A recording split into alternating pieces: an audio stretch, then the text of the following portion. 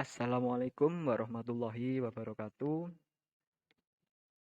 Kami kelompok 6 yang beranggotakan Nurjannah, Firna, Dandi Maulana Ishak, dan Hidayat Sumitro. Kami akan mempresentasikan materi Pancasila sebagai ideologi negara. Pengertian dari ideologi. Kata ideologi berasal dari bahasa Yunani, idea dan logos. Idea mengandung arti mengetahui pikiran, melihat dengan budi. Adapun kata logos mengandung arti gagasan, pengertian, kata, dan ilmu. Secara umum, ideologi adalah seperangkat gagasan atau pemikiran yang berorientasi pada tindakan yang diorganisirkan menjadi suatu sistem yang teratur. Mengapa ideologi perlu dimiliki oleh setiap negara? Karena ideologi dapat membantu suatu negara dalam membuka wawasan yang memberikan makna sekitarnya dan menunjukkan tujuan dalam kehidupan bernegara. Selain itu, ideologi juga berguna sebagai bekal dan jalan suatu negara untuk menemukan identitasnya. Ideologi merupakan sebuah kekuatan yang mampu menyemangati dan mendorong negara untuk melakukan kegiatannya dan mencapai tujuan negara. Pengertian ideologi Pancasila. Pancasila berasal dari bahasa Sanskerta. Panca berarti 5 dan sila berarti prinsip atau asas.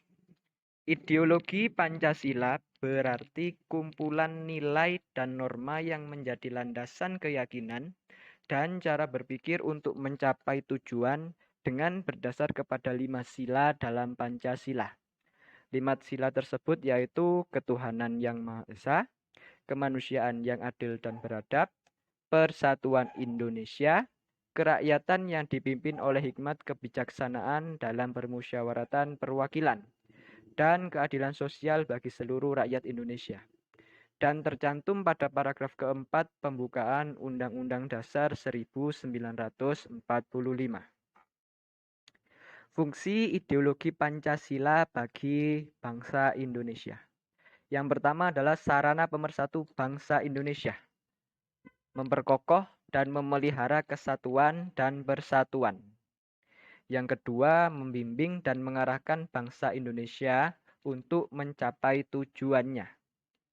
Yang ketiga, memberikan motivasi untuk menjaga dan memajukan jati diri bangsa Indonesia.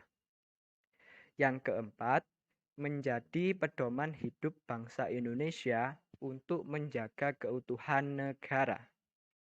Yang kelima, menumbuhkan jiwa nasionalisme dan patriotisme. Yang keenam, menunjukkan jalan serta mengawasi dalam upaya mewujudkan cita-cita yang terkandung dalam Pancasila. Selanjutnya adalah tujuan ideologi Pancasila. Pada pembukaan Undang-Undang Dasar 1945 alinea keempat menyatakan, kemudian daripada itu, untuk membentuk suatu pemerintahan negara Indonesia yang melindungi segenap bangsa Indonesia dan seluruh tumpah darah Indonesia, dan untuk memajukan kesejahteraan umum, mencerdaskan kehidupan bangsa, dan ikut melaksanakan ketertiban dunia yang berdasarkan kemerdekaan, perdamaian abadi, dan keadilan sosial. Pernyataan tersebut adalah cita-cita bangsa Indonesia yang juga termuat dalam nilai-nilai Pancasila, yaitu yang pertama, bangsa Indonesia menghendaki seluruh rakyat Indonesia untuk memiliki sikap religius, memeluk agama sesuai dengan keyakinan, dan taat kepada Tuhan. Yang kedua, menanamkan dan menjunjung tinggi rasa saling menghargai dan menghormati hak asasi manusia. Yang ketiga, menciptakan bangsa yang nasionalis dan menanamkan rasa cinta tanah air kepada seluruh rakyat Indonesia tanpa terkecuali. Yang keempat, menciptakan bangsa yang demokrasi, yaitu mendahulukan kepentingan umum untuk kesejahteraan bersama. Yang kelima, menciptakan bangsa yang adil, baik secara sosial maupun ekonomi, sehingga seluruh rakyat Indonesia memiliki kesempatan yang sama untuk mengembangkan usaha tanpa membeda-bedakan. Ideologi-ideologi yang ada di dunia, yang pernah dianut atau yang masih dianut hingga saat ini. Yang pertama adalah komunisme. Komunisme adalah paham yang mendahulukan kepentingan umum di atas kepentingan pribadi dan golongan. Paham komunis juga menyatakan semua hal dan sesuatu yang ada di suatu negara dikuasai secara mutlak oleh negara tersebut. Negara-negara besar yang sampai sekarang masih menganut sistem ideologi komunis, contohnya adalah Republik Rakyat Cina, Korea Utara, dan Kuba. Kemudian ada yang kedua yaitu liberalisme. Liberalisme adalah sebuah ideologi, pandangan filsafat, dan tradisi politik yang didasarkan pada pemahaman bahwa kebebasan adalah nilai politik yang utama. Yang ketiga adalah kapitalisme atau paham kapital adalah suatu paham yang meyakini bahwa pemilik modal bisa melakukan usahanya untuk meraih keuntungan sebesar-besarnya. Selanjutnya yang keempat, paham sosialisme, yaitu paham yang bertujuan untuk membentuk negara kemakmuran dengan usaha kolektif yang produktif dan membatasi milik perseorangan. Selanjutnya, yang kelima adalah konservatisme. Paham ini lebih memusatkan pada nilai-nilai ajaran kuno atau tradisional dan menentang keras dengan adanya modernisasi dan globalisasi. Karena adanya perbedaan nilai di setiap negara, maka tujuan dari paham konservatif juga berbeda sesuai dengan budaya masing-masing negara. Yang keenam adalah fasisme dan nazisme. Sebuah paham politik yang mengagungkan kekuasaan absolut tanpa adanya demokrasi. Dalam paham ini, nasionalisme yang sangat fanatik dan juga kepemimpinan otoriter sangat kentara. Fasisme pernah berlaku di Italia di bawah pimpinan Benito Mussolini. Nazisme pernah diterapkan di negara Jerman di bawah pimpinan Adolf Hitler. Yang ketujuh adalah monarkisme. Monarkisme merupakan paham di mana kerajaan merupakan sumber utama dari kesejahteraan negaranya. Saat ini masih banyak negara yang menganut paham monarki, di antaranya Brunei Darussalam, Malaysia, Arab Saudi, Monaco, dan beberapa negara lainnya. Jadi pusat kekuasaan tertinggi adalah raja yang memerintah dan segenap keturunannya. Yang kedelapan adalah demokrasi. Demokrasi berasal dari bahasa Yunani, yaitu demos yang berarti rakyat dan kratos yang berarti kekuasaan. Jadi demokrasi merupakan kekuasaan yang berada di tangan rakyat. Dalam pelaksanaannya, demokrasi memiliki slogan yang kuat, yaitu dari rakyat, oleh rakyat, dan untuk rakyat. Landasan pemikiran dari paham demokrasi ini adalah kekuasaan tertinggi berada di tangan rakyat, dengan memiliki Dewan Perwakilan Rakyat yang kenyataannya menjadi lembaga pemerintahan, yaitu eksekutif, yudikatif, dan legislatif. Terdapat 3 macam demokrasi, paham demokrasi. Yang pertama adalah demokrasi Pancasila, yang hanya dianut oleh satu negara saja di dunia, yaitu negara Indonesia. Fokus utama dalam paham demokrasi Pancasila adalah membentuk negara yang demokratis, namun tetap tidak meninggalkan ideologi Pancasila sebagai dasar negara. Jadi demokrasi tetap dilakukan asalkan masih pada atau berada di dalam nilai-nilai Pancasila dan tidak menciderai Pancasila. Kemudian ada demokrasi Islam.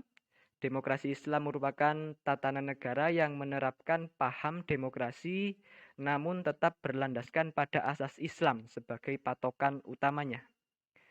Kemudian yang ketiga ada demokrasi Kristen, merupakan suatu tatanan negara di mana menerapkan demokrasi berdasarkan asas agama Kristen dalam pelaksanaannya. Ideologi ini muncul karena adanya aliran religius pada abad ke-19 dan berkembang di wilayah Eropa dan Amerika Latin. Kemudian adalah keunggulan ideologi Pancasila dibanding ideologi bangsa lain. Bukti bahwa ideologi Pancasila lebih baik dari ideologi bangsa lain karena Pancasila memuat pokok-pokok pikiran sedemikian rupa. Di antaranya, yang pertama, sila ketuhanan. Sila ketuhanan memuat pokok-pokok pikiran bahwa manusia Indonesia menganut berbagai agama. Tidak ada larangan untuk mempunyai agama atau berpindah keyakinan. Yang kedua, nasionalisme. Nasionalisme Indonesia tidak menganggap diri sendiri lebih unggul dari bangsa lain. Tidak pula berusaha untuk memaksakan kehendaknya kepada bangsa-bangsa lain. Yang ketiga, internasionalisme. Bangsa Indonesia menghendaki setiap bangsa mempunyai kedudukan yang sederajat. Setiap bangsa menghargai dan menjaga hak-hak semua bangsa. Yang keempat, demokrasi. Demokrasi di Indonesia mengenal prinsip musyawarah, mufakat, dan perwakilan. Yang kelima, keadilan sosial. Pada sila ini mengandung arti kemakmuran dan keadilan sosial yang bukan hanya keadilan dan kemakmuran pada individu saja, tapi pada masyarakat secara umum. Selanjutnya adalah hubungan Pancasila dan agama. Sebagai negara yang bermayoritas berpenduduk agama Islam, Pancasila sendiri yang sebagai dasar negara Indonesia tidak bisa lepas dari pengaruh agama yang tertuang dalam sila pertama yang berbunyi ketuhanan yang Maha Esa. Yang pada awalnya berbunyi ketuhanan dengan kewajiban menjalankan syariat Islam bagi pemeluknya, yang saat itu dikenal sebagai Piagam Jakarta. Namun, karena adanya rasa keberatan dari perwakilan pemeluk agama lain dengan rumusan sila pertama yang awalnya berbunyi ketuhanan dengan kewajiban menjalankan syariat Islam bagi pemeluknya, yang dianggap dapat memojokkan umat yang beragama lain, atau yang lebih buruk adalah dapat memicu disintegrasi bangsa, terutama bagi provinsi yang mayoritas beragama non-Muslim. Karena itulah disepakati sila pertama diubah bunyinya menjadi ketuhanan yang Maha Esa, yang berarti bahwa Pancasila mengakui dan menyakralkan keberadaan agama, tidak hanya Islam, namun juga Kristen, Katolik, Buddha, dan Hindu sebagai agama resmi negara pada saat itu. Atas perubahan bunyi sila pertama menjadi ketuhanan yang Maha Esa, membuat para pemeluk agama lain di luar agama Islam merasa puas dan merasa dihargai.